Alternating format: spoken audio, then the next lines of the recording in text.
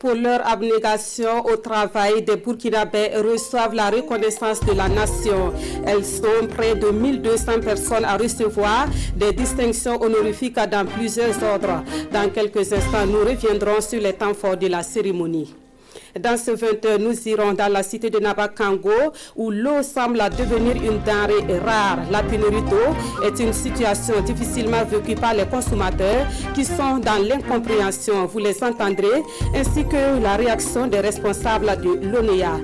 Et dans ce 20h, le sujet sur la ville haute des festivités du 11 décembre est consacré à la production du souché. Ce produit de renta est beaucoup cultivé dans les cascades, mais les retombées sont en deçà des attentes des producteurs. Les témoignages à suivre dans une quinzaine de minutes. Et si vous voulez acheter du souché ou autre produit dans la ville de Léo, cela vous sera difficile, voire impossible, avec une pièce de 250 francs. Les vendeurs refusent cette pièce d'argent alors qu'elle est toujours valable au Burkina et dans l'espace monétaire ouest-africain. Les raisons avancées sont à découvrir dans le dossier que nous consacrons à cette situation. Mesdames, Messieurs, bonsoir. Merci de nous suivre. Tout d'abord, sachez que les chefs d'État et de gouvernement de l'Union africaine ont tenu un sommet extraordinaire ce 6 décembre. C'est une rencontre par visioconférence à laquelle le président du Faso a été représenté par le ministre d'État, ministre de la Défense nationale et des anciens combattants. Les débats se sont focalisés sur l'initiative à faire taire les armes en Afrique. Je vous invite à suivre le ministre d'État, Chérif Assi. Lors du 50e anniversaire de l'OUA Union africaine, et la décision avait été prise par les chefs d'État de tout faire pour ne pas laisser en héritage comme fardeau aux générations futures le fardeau de la guerre, ce qui a été traduit en 2017 par une feuille de route adopté lors de la 28e session de la conférence de l'Union africaine. Et cette feuille de route avait pris la décision de faire taire les armes au plus tard, de faire taire les armes en Afrique au plus tard en 2020. Donc c'est pourquoi cette session extraordinaire a été convoquée pour faire le point depuis que cette décision a été prise. On a fait l'état des lieux, on a eu un échange très productif et parfois passionné pendant cette heure de temps. Et ce qu'il faut retenir, c'est qu'il a été convenu de poursuivre cette feuille de route encore pendant 10 ans, c'est-à-dire de 2021 jusqu'à 2030, et avec tous les 2 ans une revue pour savoir jusqu'où on a pu être, quels sont les efforts qui ont été déployés. Retour ce soir sur la cérémonie officielle des décorations organisée hier. Comme il est de coutume à l'occasion de la fête de l'indépendance, cette année, 1192 Burkinabés ont reçu des distinctions honorifiques au palais de Kosiam. Le chef de l'État, grand maître des ordres burkinabés, a présidé la cérémonie. Les temps forts avec Nongba Kouda et Abdelaziz Yadjibou.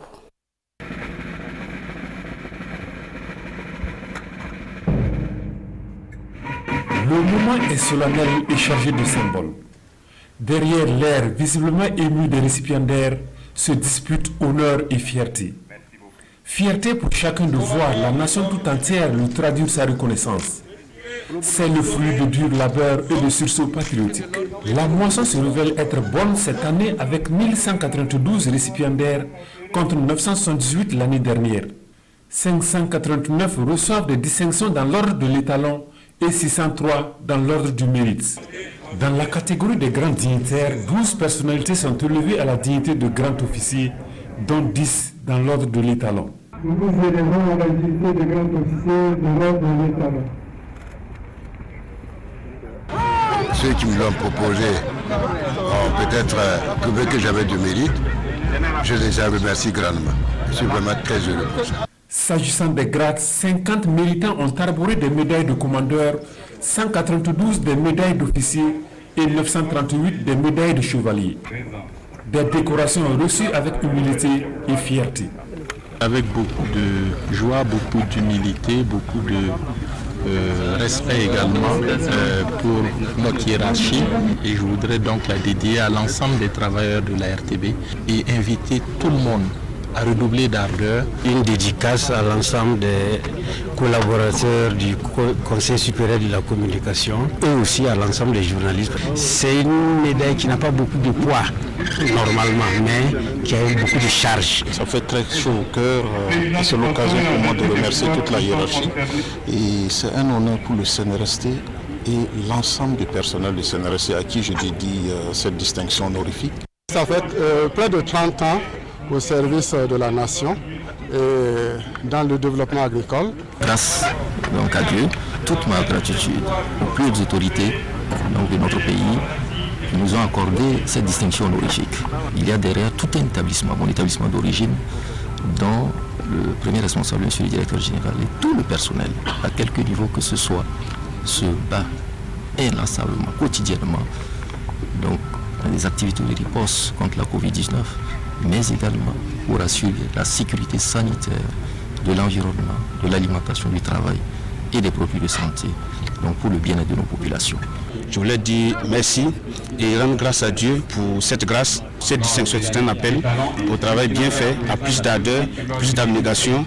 Et c'est pour ça que je voulais aussi inviter les amis, les collègues à nous accompagner dans notre travail, dans la sécurisation des populations. Je rends d'abord un hommage à ma maman parce que j'ai beaucoup bénéficié de ces grâces. C'est vrai qu'elle n'est plus là.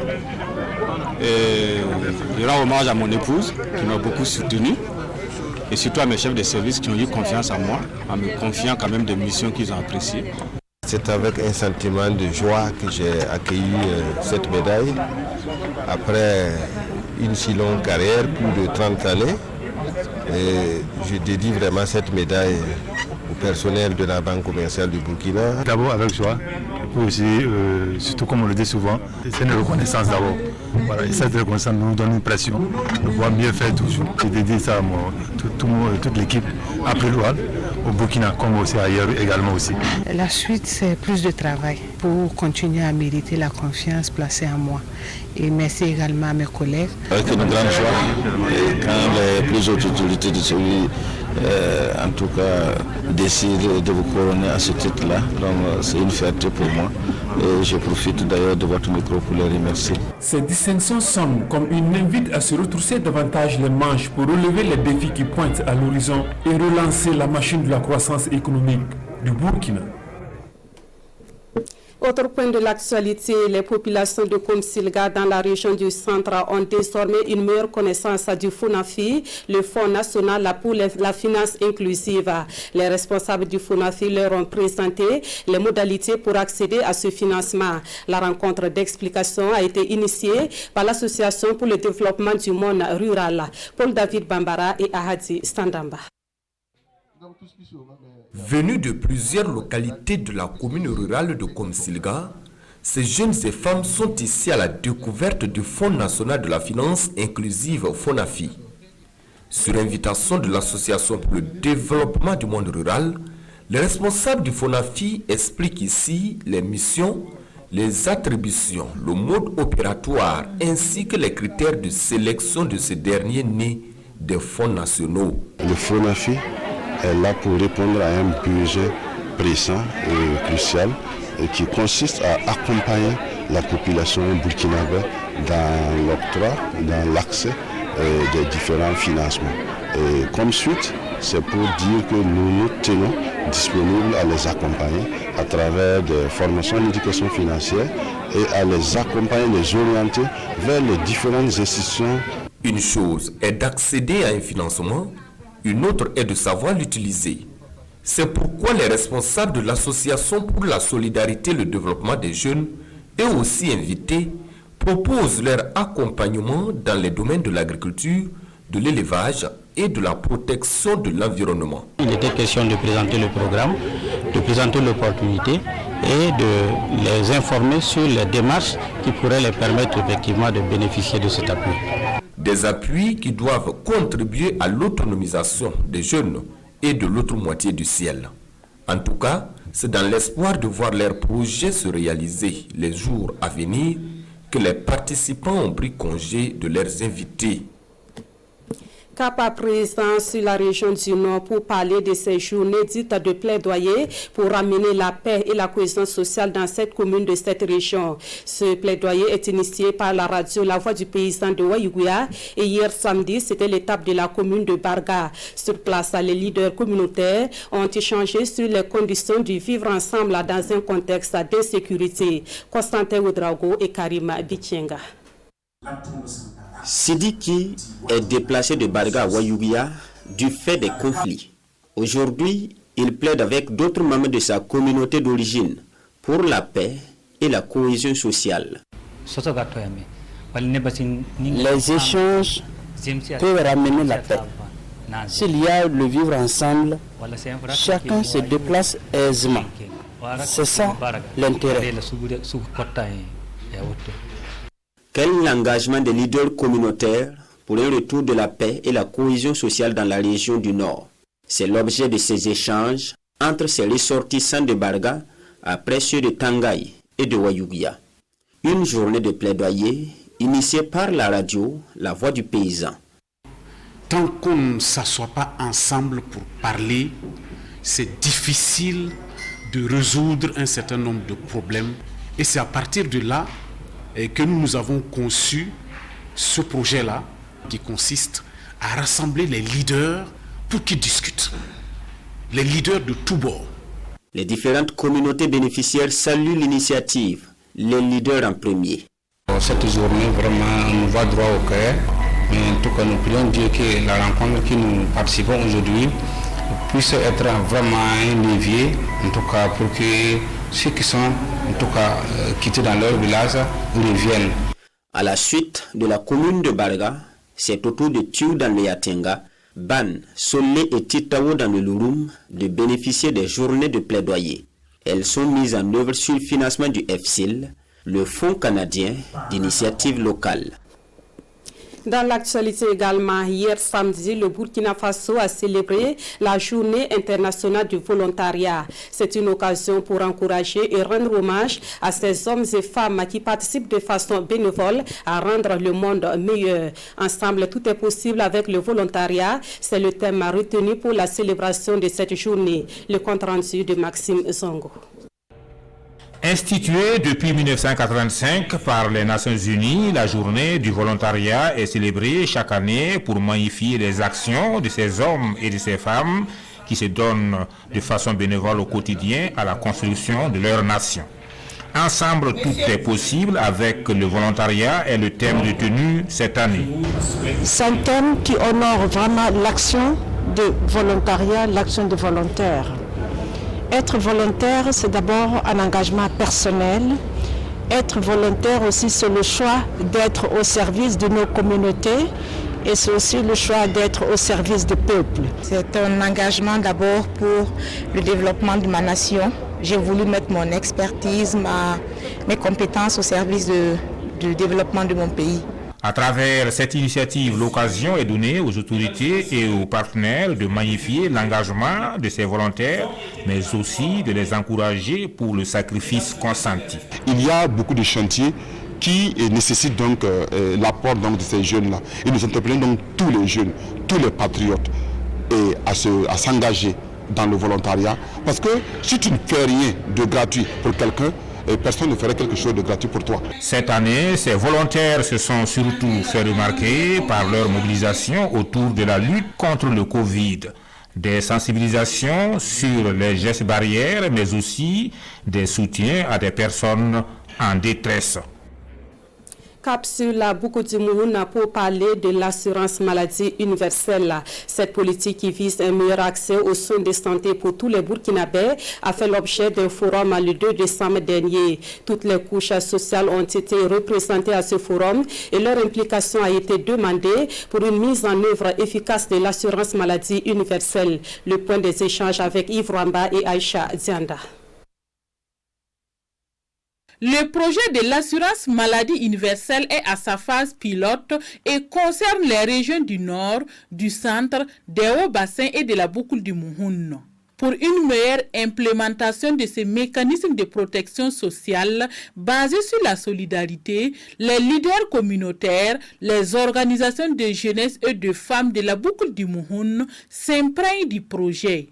Au cours de ce forum, nous allons d'abord avoir une communication sur l'état de mise en œuvre, l'état de la situation de l'assurance maladie universelle au niveau de la région de la boucle du Mouhoun, afin bien sûr de voir concrètement qu'est-ce qui peut être fait en termes de stratégie innovante, en termes d'approche et en termes d'action véritablement très efficace pour que l'objectif de vulgariser, de rendre d'apporter une certaine visibilité de l'assurance maladie universelle au niveau de la région de la boucle du Mouhoun soit une réalité. Cette rencontre va permettre aux participants de mieux comprendre l'assurance maladie universelle. C'est également l'occasion pour eux de proposer des solutions pour une meilleure adhésion des populations. À travers cette assurance maladie universelle, si elle est bien comprise, la solidarité va permettre à ceux qui étaient indigents, qui ont pris, dans le cadre de la gratuité chez les enfants de moins de 5 ans et les femmes enceintes, à vraiment accéder facilement aux soins de santé. La loi sur l'assurance maladie universelle a été votée en 2015 par le Conseil national de la transition. Le deuxième titre de ce 20h nous conduit dans la cité de Nabakango pour évoquer cette situation difficile que vivent les populations de cette ville. Il s'agit de la pénurie d'eau, une situation incompréhensible pour les consommateurs. Après une période de silence, l'Office national de l'eau et de l'assainissement donne des explications à sa clientèle et la rassure donc que des efforts sont faits pour remédier à la situation. Abbas Raouré et Moussaki. Domicile de Maïmouna Savadogo, au secteur 2 de Waïguia. Cela fait des jours que la famille n'a plus d'eau. Le robinet reste sec. De l'incompréhension pour cette dame. Pourtant, le chef de famille a toujours honoré la facture d'eau, dit-elle. C'est chaque 2 jours qu'on a un peu d'eau. Jusqu'à bidon pour nos familles. Ça ne couvre même pas nos besoins. Comment faire? La famille Savadogo n'est pas la seule. Beaucoup d'habitations sont dans la même situation. Mais à Lonia, pas de doute. Waïgo souffre d'un déficit d'eau. La population n'est pas satisfaite de la production en eau. Voilà, nos ouvrages, nos équipements que nous avons présentement ne peuvent pas faire face à la demande. Face aux clients, les responsables de l'ONU expliquent les raisons de cette situation. La population de Waïguia s'accroît avec un besoin d'eau de 7000 m3 par jour. Impossible à supporter car la capacité des appareils de traitement est de 4300 m3 par jour. Il y a eu des baisses de débit de forage, il y a des efforts qui sont faits, mais on trouve toujours des forages négatifs. Avec les différents prélèvements, il arrive des fois aussi qu'il n'y a pas d'eau dans le baril pour le traitement. Mais pas convaincant. Rétorquent les organisations de la société civile. Elles disent poser le problème depuis 2015. 2015, on nous a senti le barrage de Guiti. 2015, on nous a dit que les puits sont insuffisants qui vont améliorer. 2015, ils nous ont dit que la machine qui est dans le barrage de Gouinré n'est pas suffisamment performante pour traiter l'eau et qu'ils vont améliorer. En 2020, ce sont les mêmes réponses qu'on nous donne. Moi, je mets la plus grande partie même du problème là sur la question de la volonté. Le problème est bien là et il faut à tout prix trouver des solutions car la vie des milliers en dépendent, font savoir ces OSC. Les responsables de l'ONU se justifient. Il y a certes des problèmes, mais des efforts sont faits. Le peu qu'on a, on essaie de donner par quartier, par secteur, si on veut bien dire. Le deuxième point qu'on peut explorer, c'est vraiment mettre l'accent pour que les forages, on ne peut pas dire que ça ne peut pas tomber en panne, mais dès qu'il y a panne, qu'il y ait rapidement une prise en charge pour remettre encore ces ouvrages en marche et continuer la prospection. À cela s'ajoutent des réalisations, comme les unités de traitement sur le barrage de Gouinré. Le projet d'alimentation de Waïguia et de Séguénéga à travers le barrage de Guiti est aussi un espoir. Tout a été expliqué aux clients et aux OSC. Autre titre de ce 20h, et nous poursuivons la série de dossiers qui mettent en exergue les potentialités de la région haute du 11 décembre. Dans l'épisode de ce soir, nous faisons un zoom sur la production de souché dans les cascades. Le souché, c'est ce que certains d'entre vous appellent la pois sucré ou tchogon en langue locale. C'est un produit de rente très cultivé dans la région, mais les producteurs disent avoir du mal à en tirer profit. Explication avec Manika Yen et Karim Sissi. Assises à même le sol, ces femmes sont en pleine récolte du souché. C'est la position indiquée pour récolter cette spéculation communément appelée pois sucré ou encore le tchokon en langue locale. Et là, nous sommes à Tangora, village situé à 5 km de Banfora. Ici, la production du souché est l'activité phare de la population. Hommes comme femmes, tout le monde cultive ce produit, mais la récolte est exclusivement réservée à l'autre moitié du ciel. La récolte est un travail minutieux qui demande de la patience et du courage. Vous voyez que nous sommes assis sous ce soleil ardent. Deux fois, ça nous rend malades. La récolte est pénible. Quand tu ramasses aussi pour mettre dans les sacs, ça fatigue les mains. Une fois le pois sucré récolté, place à la commercialisation. Là aussi, c'est une autre paire de manches. Le prix d'achat étant très souvent en deçà des attentes des producteurs. Il n'y a pas un prix d'achat fixe. Des fois, ils achètent la boîte à 600, d'autres fois à 700. Mais si c'est à crédit, ils achètent la boîte à 750 francs. Il y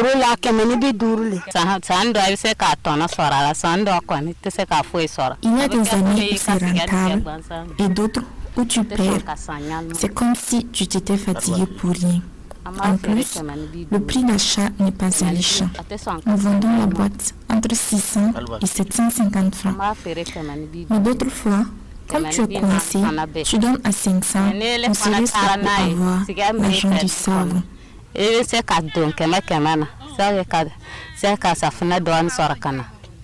souché est revendu un peu partout dans la cité du paysan noir, aux différentes entrées de la ville, comme ici par exemple au péage de Bobo-Dioulasso. Les vendeuses ambulantes proposent des tchokons aux usagers de la route. Au centre-ville de Banfora, dans les différents marchés, on retrouve les vendeuses de souché. Les abords des compagnies de voyage sont aussi des points stratégiques pour elles. Des fois par jour, on peut vendre plus de 20 000, 25 000 comme ça. S'il y a le marché, plus que ça, mais s'il n'y a pas le marché aussi, tu ne peux pas gagner ça. Comme chaque jour, ce n'est pas la même chose là. Si de Ouagala vient, quand il y a les manifestations comme ça, si les gens là viennent, on est content même. Et comme le souché est bien prisé par les visiteurs de la région des Cascades, les femmes et hommes d'affaires évoluant dans le domaine du tchokon espèrent pouvoir faire de bonnes affaires à l'occasion de la célébration du 11 décembre 2020 à Banfora. Ici, à Ouagadougou, la loterie nationale burkinabé fait encore des heureux gagnants. Cette fois, ils sont 5 parieurs à se partager la somme de plus de 326 700 000 francs CFA. Les heureux gagnants ont reçu leur chèque le 2 décembre dernier au siège de la Lonabé. Nous voyons cela avec Ali Doubatini et Vincent Tchendrebego. Fonctionnaire, Frédéric Zida gagne une somme d'environ 80 millions de francs CFA. Ali Sawadogo est mécanicien, il gagne plus de 78 millions de francs CFA. Souleymane Nikiema, lui, est chauffeur, il s'en sort avec un chèque de plus de 59 millions. Également fonctionnaire, Jean-Étienne Yaméogo va repartir avec un chèque d'environ 54 millions. Et enfin, Ali Doudarga, employé de commerce, lui, va emporter plus de 53 millions de francs CFA. Avec une petite mise, il remporte gros. Tout d'abord, je rends grâce à Dieu pour m'avoir donné la chance. C'est un sentiment de joie qui m'anime. Pour cette somme reçue, ma première préoccupation est de me construire une cour. Ensuite, je me pencherai sur certains besoins de ma famille afin de les aider car ils n'avaient pas de boulot. La représentante du directeur général de la LONABE félicite les gagnants et leur prodigue des conseils pour une bonne gestion de leurs gains. Nous invitons les gagnants à réfléchir d'abord et à s'approcher des banques et des structures étatiques compétentes pour les accompagner dans l'utilisation de ces millions. Nous souhaitons que ces millions profitent à eux-mêmes, à leur famille et à toute la nation.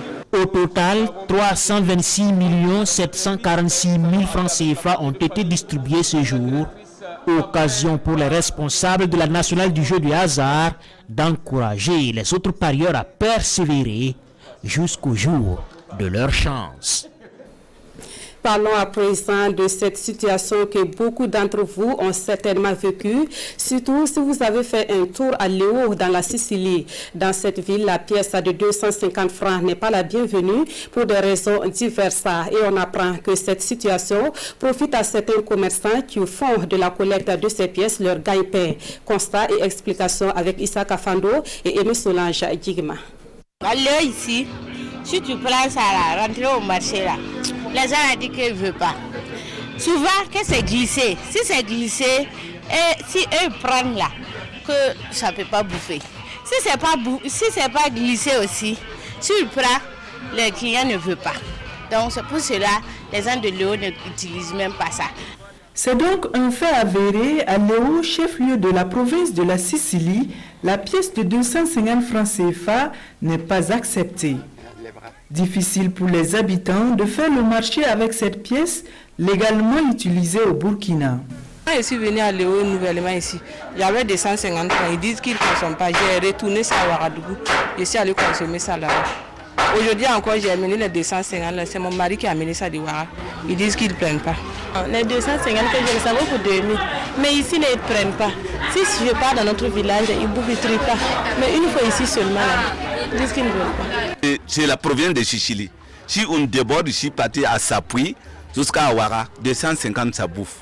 Malgré la validité de la pièce dans l'espace économique ouest-africain, le phénomène perdure ici à Léo depuis plus de 3 ans. Et les commerçants sont catégoriques. Si nous recevons la pièce de 250, personne n'en veut. À Léo, elle n'est pas acceptée. Si on prend ça, si les gens viennent acheter, si on leur remet la monnaie là, ils ne prennent pas. Chez moi, à la maison, là, c'est plus que 2000 francs, c'est là.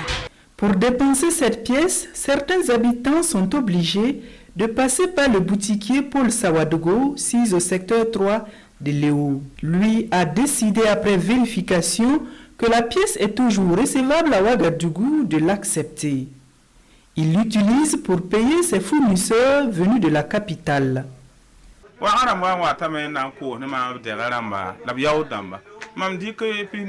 J'ai essayé de payer les fournisseurs de Yaou de Ouagadougou. J'ai constaté qu'ils ont accepté la pièce. Donc j'ai compris qu'elle était encore valable. Ce qui signifie que c'est nous les villageois qui n'avons pas d'informations. À partir de là, j'accepte la pièce dans ma boutique.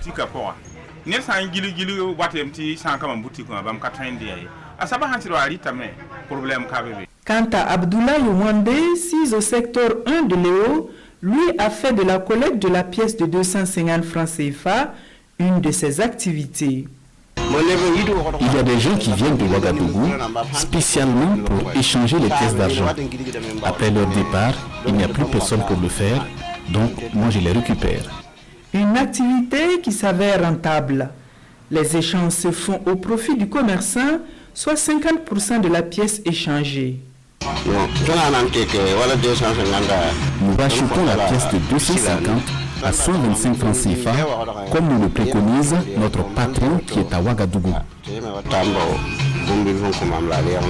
Nous avons tenté de connaître les origines du rejet de la pièce dans cette ville, mais les raisons avancées sont diverses.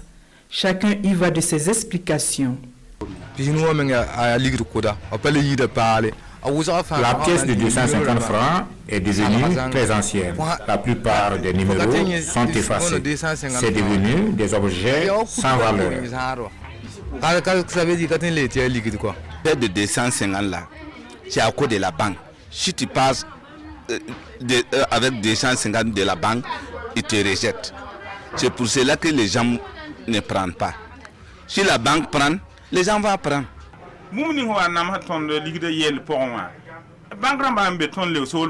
Le pire, c'est que même à la banque, ils refusent toute monnaie.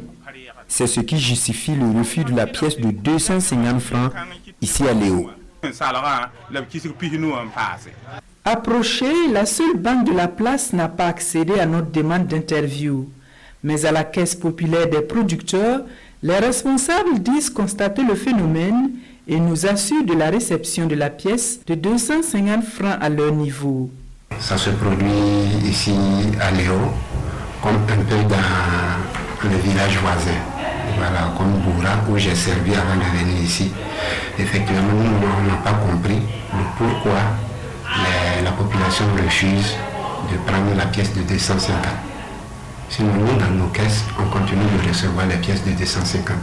Quant aux autorités communales, elles sont avisées du phénomène, mais ignorent également l'origine de ce rejet. Elles appellent donc la population de Léo à en faire usage. Notre commune fait partie du pays. Et si le pays n'a pas déclassé cette pièce, je ne pense pas qu'à notre niveau aussi, nous allons déclasser cette pièce. Donc je lance un appel à toute la population de Léo pour qu'elle sache que cette pièce est consommable et si un usager paie ses tickets avec et ses fournitures avec, il faut en prendre. Ça, il n'y a pas de problème. Quoi qu'il en soit, une chose est sûre, les autorités compétentes sont interpellées en vue de dissiper cette méfiance de la population de Léo vis-à-vis de cette pièce de 250 francs CFA, toujours valable sur toute l'étendue du territoire national et même au-delà dans l'espace monétaire ouest-africain. Dans l'actualité également, le temps est donné pour le Festival international de théâtre et de marionnettes de Ouagadougou. Le FITMO était au centre d'un colloque organisé hier dans la capitale burkinabé. C'est une édition intermédiaire consacrée à la décentralisation, notamment les stratégies pour mettre en œuvre les politiques culturelles adaptées dans les communes burkinabé. Gérard Sommet et Issa Kanana. Quelle politique culturelle locale après la survenue de la maladie à coronavirus? C'est la thématique au cœur de ce colloque du Festival international de théâtre et de marionnettes de Ouagadougou. FITMO 2020 réunit autour de la même table des experts spécialistes des questions culturelles. Nous considérons que la société ne peut plus être la même après cette pandémie mondiale et donc comment nous devons réfléchir nos politiques culturelles en intégrant ces paramètres. Quand on prend par exemple la situation de la pandémie qui a entraîné un enfermement donc au niveau d'un certain nombre de pays, pour ne pas dire presque tous les pays du monde, alors au niveau de la culture, au niveau de la santé, au niveau de l'éducation, au niveau de l'alimentation, à tous les niveaux, si vous n'avez pas un minimum de capacité donc, de résilience, mais vous risquez complètement de vous étouffer. Promouvoir des politiques culturelles endogènes afin de développer les capacités de résilience des collectivités face à cette pandémie mondiale. C'est tout l'enjeu de ce panel. Et pour ce faire, les participants s'inspirent ici de l'expérience de la commune de Yopougon en Côte d'Ivoire en matière de développement des politiques culturelles. C'est important que dans l'ensemble du développement, que la culture soit prise en compte. À Yopougon, c'est ce que nous avons essayé de faire. Et la stratégie que nous avons utilisée, c'est de faire élaborer un plan stratégique pour le secteur de la culture. Un plan qui relève un peu les potentialités socio-culturelles de la collectivité. Et à partir de ce plan, on a fait ressortir les projets, certains projets prioritaires et nous avons recherché les financements pour que ces projets soient réalisés. Outre ce colloque, FITMO 2020, c'est aussi et surtout des spectacles de contes, d'humour, de concerts, de slam, de formation et de projections cinématographiques. Je vous amène à présent dans la belle cité de Kupela qui vibre depuis hier au rythme du Nakobo. Sa Majesté le Naba Yemde de Kupela sacrifie une fois de plus à la tradition en organisant cette fête en marquant la fin des récoltes. Notables et ressortissants du Kouritenga se sont mobilisés à l'occasion du Nakobo 2020, un événement célébré dans la pure tradition. Les temps forts avec Césaire Carrefour et Amadou Marcel Tour. Cour royal de Sa Majesté Naba Yemde de Kupela. Dans une ambiance des grands jours, des artistes pour communier avec la population, les femmes s'affairent à la cuisine pendant que le chef reçoit les notables et ses convives de sa circonscription royale. Le Nakobo 2020, où la fête de la fin des récoltes bat son plein dans le Kouritenga. L'année a été bonne, puisque vraiment on a eu suffisamment de la pluie. Bon, Sa Majesté Naba Yemde de Kupela, c'est un produit sémencier. Lui-même, il a son tracteur, il a beaucoup de champs, il a labouré, il a fait tout. Vraiment, en tout cas, on a eu beaucoup de bonnes récoltes cette année. Il y a Zama Kacheka. Dieu nous a permis d'avoir de bonnes récoltes. Donc, nous les partageons avec l'ensemble de la population sans distinction, comme le faisaient nos ancêtres. Ponctuée par plusieurs activités culturelles, cette cérémonie d'hommage aux ancêtres se veut par ailleurs le reflet du sacrifice de l'ensemble des ressortissants du Kouritenga, où qu'ils soient. La diaspora de toute la Côte d'Ivoire, nous qui sommes nés là-bas, on aime le Faso, on aime notre pays. Bon, avec cet événement, nous aussi on dit comment il faut faire une première étape. C'est la première édition qu'on participe aujourd'hui. Je pense que ça ne sera pas la dernière. Chaque année, on le fera si Dieu nous donne longue vie. Et aujourd'hui, je suis venu à Kupela pour honorer Sa Majesté le Kouri Tirswaba, qui est le chef de Kupela et qui est en même temps le chef suprême de cette commune de la province du Kouritenga, qui est pour moi la personne qui incarne l'unité des filles et fils de la province du Kouritenga. Et cette sortie solennelle du chef, ponctuée de rituels, marque également le début d'une nouvelle année.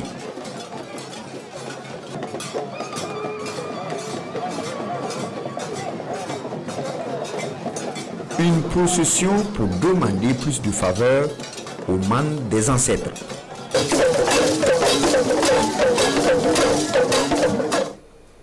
Voilà, très bonne fête à toute la population du Kouritenga. En sport football, Salitasa FC s'est qualifié hier samedi pour la Coupe CAFA. L'équipe burkinabé a battu Ashanti Gold du Ghana par le score de 2-1. Les Colombes de Ouaga 2000 connaîtront leur adversaire du tour de cadrage à l'issue des préliminaires. Le compte rendu du match avec Adama Guiti et Alain Didier Compaori. Ce fut dur, mais Salita se qualifie pour le tour de cadrage des éliminatoires de la Coupe CAF en disposant d'Ashanti Goldfield par 2-1. Dominateur dès les 10 premières minutes de la partie, Ashanti Gold ne parvient pas à ouvrir le score. À la 12e minute, Ilias Danda, côté droit, centre parfaitement pour Olivier Boissy, qui d'une tête rageuse trompe le portier des visiteurs Mohamed Bailou. 1-0 pour Salitas. Un but qui calme les ardeurs des blancs et noirs venus de Boissy. À la 28e minute, Marc Adikoum sur cette action se permet de rater le cadre.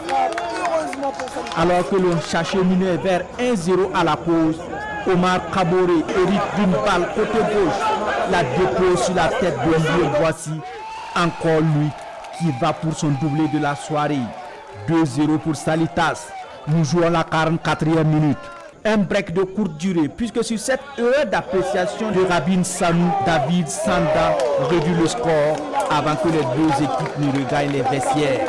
À la reprise, ce sont encore les Ghanéens, plus techniques et joueurs, les premiers à se signaler. Mais Rabin Sanou est bien présent. Salitas joue bas et procède par des contres. À la 63e minute, il réclame une main dans la surface ghanéenne, mais l'arbitre nigérien est ferme. Il n'en est rien. Malgré la pression des visiteurs, les Colombes résistent jusqu'au coup de sifflet final. 2-1 pour l'ensemble des deux matchs. Le retour à terre, d'autant plus que depuis le Ghana, on disait qu'on avait fait un premier pas. On va dire à Ouagadougou, on va tout faire pour le deuxième pas. Voilà, c'est chose faite. Voilà, on se dit dans les vestiaires, nous sommes des Burkinabés, ce soir c'est la patrouille de la mort.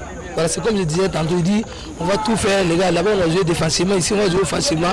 Il disait qu'on allait marquer et puis fermer et jeter la clé. C'est ce soir ce qu'on a fait. Asante Gol, ce n'est pas une petite équipe, voilà, c'est une grande équipe de Ghana. Donc nous on s'attendait à ça, mais nous l'objectif vraiment c'était de se qualifier, de tout faire vraiment après mi-temps, tuer le match et puis vraiment essayer de gérer le reste. Je suis fier de moi, en plus je suis fier de mes amis, de mes coéquipiers.